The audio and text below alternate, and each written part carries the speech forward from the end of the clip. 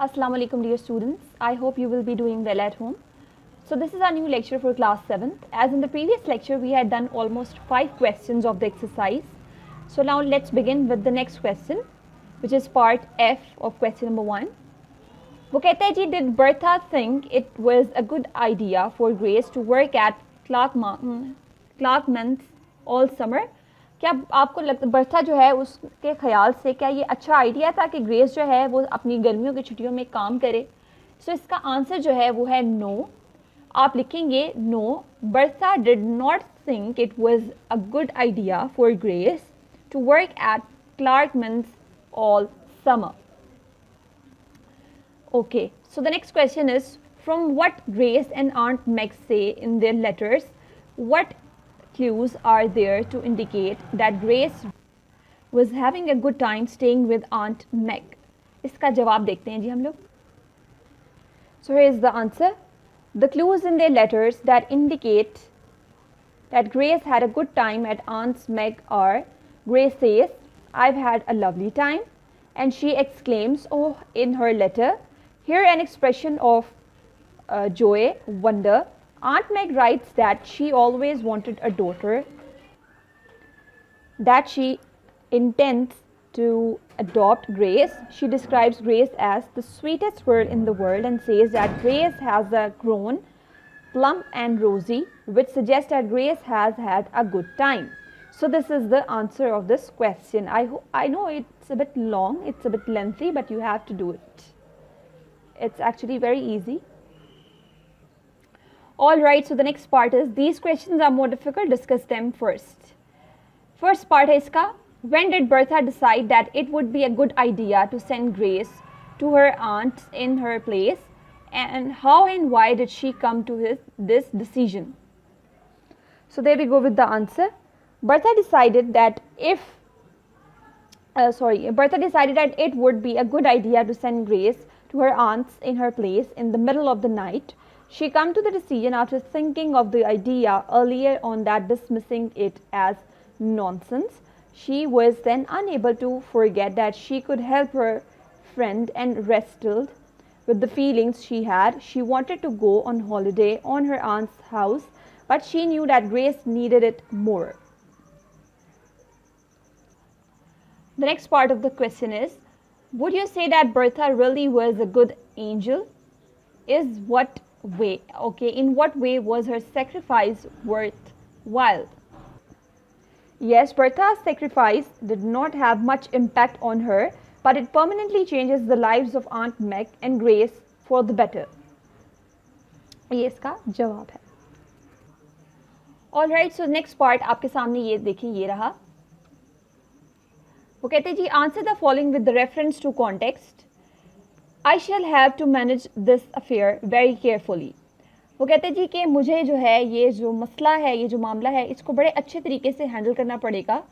अब ये इस लाइन को, इस स्टेटमेंट के हवाले से 3 मुख्तलिफ सवाल हैं. सबसे पहला सवाल है, who says these words and to whom, कि ये बात किसने कही और किसको कही गई. दूसरा सवाल है, what was the affair that had to be managed carefully, कि कौन सा ऐसा मामला था जिसके बारे में बात हो रही है कि उसको मैनेज करना है. और तीसरा सवाल ये है, what did the speaker plan to do in order to manage this after carefully, कि जो स्पीकर है, बोलने वाला है, वो क्या प्लान करके बैठा हुआ है कि उसको किस चीज़ की वजह से जो है केयरफुल रहना पड़ेगा. इन तीनों सवालात के जवाब आपको मैं दिखाती हूँ. So there we go with the answer to this question. सबसे पहले का जवाब है कि स्पीकर जो थी वो बर्था थी और उसने अपने आप से ही कहा था. सेकंड क्वेश्चन इज, जिसमें उसने कहा कि ऐसा कौन सी बात है, कौन सा अफेयर है जिसको मैनेज करना है. तो जवाब है, trying to arrange for Grace to go to aunt Mags in Bertha's place without making Grace feel uncomfortable. And here is the third answer. Bertha planned to tell Grace that she could not do. Alright, जवाब ये है कि Bertha planned to tell Grace that she could not go to the circumstances, but she would not reveal that the circumstances were Grace, not Bertha. जवाब यह है कि Bertha ने plan किया था कि जो ग्रेस है उसको ज़रूरत नहीं है किसी किस्म के मामलात में पढ़ने की, but she would not reveal, लेकिन उसने उसे नहीं बताया था कि जो मामलात हैं वो basically Grace, word Grace not Bertha, वो बेसिकली ग्रेस के हैं ना कि बर्था के हैं। So on the next page वो आपको एक और स्टेटमेंट देता है पार्ट बी में, you are not strong and you need a good rest, कि तुम इतनी मजबूत नहीं हो और तुम्हें अच्छे आराम की ज़रूरत है। अकॉर्डिंग टू दिस स्टेटमेंट वो 3 मुख्तलिफ सवाल पूछता है हमसे। पहला सवाल है who says these words and to whom, कि ये सवाल किसको कहा जा रहे हैं ये अल्फाज और कौन कह रहा है। Why did the person being spoken to need a good rest, जो कहने वाला है वो कहे जाने वाले शख्स को आराम करने की एडवाइस क्यों कर रहा है। और तीसरा है why had this person been planning to do during the holidays, कि क्यों ये शख्स जो है छुट्टियों के दौरान ऐसा करने के बारे में सोच रहा है। So there we go with the answer। सबसे पहला इसका जवाब है बर्था टू ग्रेस, यानी कि कहने वाली जो है बर्था है और ग्रेस को कह रही है। दूसरा जवाब है she has had a bereavement, she has no family, she has been working hard at school all term. अच्छा, वो इसलिए उसको आराम के लिए कह रही है क्योंकि उसने बड़ा कुछ बर्दाश्त किया है, उसकी कोई फैमिली नहीं है, उसने पूरा साल स्कूल में बहुत मेहनत की है, मेहनत से काम किया है। तीसरी बात, जो तीसरा सवाल था उसका जवाब ये है she had been planning to work at Clarkmans book store, वो सोच रही थी कि वो छुट्टियों में जो है वो बुक स्टोर पर काम करेगी, जब इस वजह से उसने उससे एक और प्लान बनाने को कह दिया था कि एक और प्लान है मेरे पास तुम्हारे लिए, तुम वो करो, इसको छोड़ दो। All right, so the part C of the same question is don't think me ungrateful, तुम मुझे इतना ज़्यादा अनग्रेटफुल ना समझो। अकॉर्डिंग टू दिस स्टेटमेंट 2 सवाल हैं, who says this words and how and to whom, अच्छा किसने ये बात कही, कैसे कही और किसको कही। अगला सवाल है why might the speaker appear to be ungrateful, कि जो कहने वाला है वो ये क्यों कह रहा है कि उसको क्यों अनग्रेटफुल समझा जा रहा है। So here is the answer, कहने वाली बर्था थी इन अ लेटर, उसने लेटर में ये बात कही थी टू आंट मैग से। दूसरे सवाल का जवाब है because she is turning down the invitation. All right, so इस क्वेश्चन के बाद आपका पार्ट बी है वर्किंग विद द वर्ड्स। इसका सबसे पहला सवाल है use the following words and phrases in sentences of your own. अब आपके पास कुछ फ्रेजेस और वर्ड्स दिए गए हैं, जैसे कि ये मॉर्निंग दिया गया है, दूसरा ये फिटिंगली दिया गया है, आफ्टर योर ओन हार्ट। ये जो वर्ड्स दिए गए हैं आप लोगों ने खुद से इनके जो सेंटेंसेस है वो खुद बनाने हैं और अपनी कॉपीज़ पर उतारने हैं। ये आप लोगों का सेल्फ वर्क है, ठीक है। Now let's move on to question number 3 or question number 2. Complete the crossword by solving the clues. All the words appear in the story apart from one. Which one? All right, so मैं इनको read करूँगी और इसके आगे जो appropriate words लगेंगे वो मैं आपको बताती हूँ। सबसे पहली स्टेटमेंट है when something is finished or completely we say it has. Basically आपने इनका मतलब बताना है। आपको पास ये स्टेटमेंट जो है ये डेफिनेशन है, जिस वर्ड के साथ ये डेफिनेशन सबसे बेस्ट सूटेबल है यानी सूट करती है जिस वर्ड के ऊपर, आपने वो लिखना है। अब वो कहते हैं कि जब कोई चीज़ मुकम्मल तौर पर ख़त्म हो जाती है तो हम क्या कहते हैं, इट हैज़, तो ब्लैंक में इसका जवाब आएगा एंडेड, ENDED, एंडेड। दूसरी स्टेटमेंट है नॉट लाइज, जब कोई चीज़ झूठ नहीं होती तो इसके आगे आप लिखेंगे, अगर जाहिर सी बात है झूठ नहीं है तो it will be a truth, इसका जवाब है ट्रूथ, TRUTH, ट्रूथ। तीसरी स्टेटमेंट है when we have put on our clothes we are, कि जब हम अपने कपड़े पहन लेते हैं तो उस पॉइंट को यानी उस चीज़ को हम क्या कहते हैं, तो इसका जवाब है ड्रेस्ड, DRESSED, ड्रेस्ड। पांचवी स्टेटमेंट है something that is liked by many is, कोई ऐसी चीज़ जो बेतहाशा लोग पसंद करें उसको हम एक वर्ड में क्या बयान करेंगे, popular, POPULAR, popular.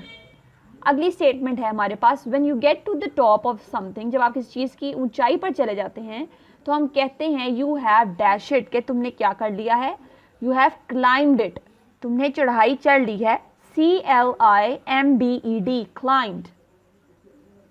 Next statement है टू बिलीव और think that something is true और रियल, इस बात पर यकीन करना कि कोई चीज़ सच है, हकीकत है, तो उसको आप कहते हैं जी, इसके आगे आप लिखेंगे सपोज, SUPPOSE, ई, सपोज। अगली स्टेटमेंट है नॉट क्लियर और प्रिसाइज इन डिस्टिंक्ट। इसका जवाब है वेज, VAGUE, यानी कि जो चीज़ आपके लिए बहुत ज़्यादा क्लियर नहीं होती मगर मुख्तसर होती है। अगला है जी स्कीम्स, अरेंजमेंट्स और प्रोग्राम्स। तो आप इसका जवाब लिखेंगे प्लान्स, यानी कि आपकी जो स्कीम्स होती हैं मुख्तलिफ आप प्लान्स करते हैं, इसका जवाब है प्लान्स। उसके बाद नीचे आपके पास दी गई है डॉन, यानी कि इसके अंदर भी कुछ स्टेटमेंट्स हैं और आपने इन स्टेटमेंट के आगे इनके जवाब लिखने हैं। स्टेटमेंट्स मेरे पास क्लियर नहीं है तो मैं आपको इनके जवाब जो हैं वो दिखा देती हूँ। सो है आर द आंसर्स। सबसे पहली स्टेटमेंट जो डॉन की है उसका जवाब है एस्केप, दूसरे वाले का जवाब है देयर, तीसरे का जवाब है श्रब, चौथे का जवाब है प्लम्प, सातवें का जवाब है एडॉप्ट्स। इनकी नंबरिंग जो है वो यहाँ पर थोड़ी सी आगे पीछे हुई हुई है। फिर यहाँ पे लास्ट वाले का जवाब है close. All right, so on the next page working with the words के बाद आपका पार्ट आता है लर्निंग अबाउट लैंग्वेज। इसका पार्ट 1 जो है उसके अंदर वो सवाल आपको कहता है कि आपके पास कुछ स्टेटमेंट्स दी गई हैं, जैसा कि आप लोग ये देख रहे हैं स्क्रीन पर। आपने क्या करना है कि इन स्टेटमेंट्स में से एक वर्ड, यानी कि जो इटैलिसाइज्ड है, यानी कि जो टेढ़ा लिखा हुआ है, इसको आपने पिक करना है और बताना है कि इसका टेंस कौन सा है। सो मैं क्या करूँगी, मैं सिर्फ आपको मेंशन करूँगी कि वो कौन सा वर्ड है और उसके बाद बता दूँगी कि ये कौन सा इसमें टेंस इस्तेमाल हो रहा है। सबसे पहले ये जो स्टेटमेंट है उसके अंदर 2 वर्ड्स हैं आपके पास, आपने उन दोनों को अंडरलाइन करना है। सबसे पहला वर्ड है हर्ड और दूसरा वर्ड है क्लाइंब्ड। ये देखें जी, ये हर्ड है और दूसरा वर्ड है क्लाइंब्ड। आपने इन दोनों को अंडरलाइन करना है। जो वर्ड हर्ड है इसके ऊपर आप लिखेंगे सिंपल पास्ट, ये एक सिंपल पास्ट इसके ऊपर आप लिखेंगे, और जो क्लाइंब्ड है उसके ऊपर लिखेंगे सिंपल पास्ट, यानी कि ये दोनों जो हैं ये दोनों सिंपल पास्ट इनके ऊपर मेंशन किया जाएगा। दूसरी स्टेटमेंट में हमारे पास जो इटैलिसाइड वर्ड है वो है इज़, यानी कि IS इज़। आप इसे अंडरलाइन करेंगे और स्टेटमेंट के आगे लिख देंगे सिंपल प्रेजेंट। तीसरी स्टेटमेंट में आपके पास जो वर्ड है वो है वॉज, ब्रेस और बर्था और नर्वसनेस, ठीक है। There never was such a dear. अब तीसरी स्टेटमेंट में वॉज है, वॉज को अंडरलाइन करेंगे आप, उसके बाद आप इसके आगे लिखेंगे सिंपल पास्ट। नेक्स्ट स्टेटमेंट में आपके पास जो वर्ड है वो है वर हैविंग। आप वर हैविंग को जो है अंडरलाइन करेंगे और इसके आगे लिखेंगे जी पास्ट कंटिन्यूस। इसी स्टेटमेंट में दोबारा देखें, Bertha and grace were sharing a room. Were having नहीं है बल्कि वर शेयरिंग है। आप वर शेयरिंग को अंडरलाइन करेंगे और इसके आगे लिखेंगे जी पास्ट कंटिन्यूस। नेक्स्ट स्टेटमेंट में आपके पास जो वर्ड है वो है वॉज स्टडिंग। आप वॉज स्टडिंग को अंडरलाइन करेंगे, इसके आगे लिखेंगे पास्ट कंटिन्यूस। नेक्स्ट स्टेटमेंट में आपके पास जो आपने अंडरलाइन करना है वो है विल डू। आप विल डू को अंडरलाइन करेंगे और इसके आगे लिखेंगे सिंपल फ्यूचर।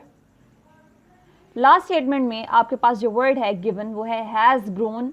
इसको अंडरलाइन करेंगे और इसके आगे आप लिखेंगे present perfect. I am repeating my answer. सबसे पहली स्टेटमेंट में हर्ड और क्लाइंब्ड इन दोनों को अंडरलाइन करेंगे और इन दोनों के आगे लिखेंगे सिंपल पास्ट। दूसरी स्टेटमेंट में इज़ को अंडरलाइन करेंगे जिसके आगे लिखेंगे सिंपल प्रेजेंट। तीसरी स्टेटमेंट में वॉज को अंडरलाइन करेंगे और उसके आगे लिखेंगे सिंपल पास्ट।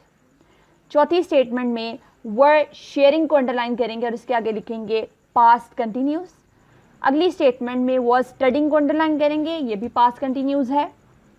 नेक्स्ट स्टेटमेंट में विल डू, इसको अंडरलाइन करेंगे और इसके आगे लिखेंगे सिंपल फ्यूचर।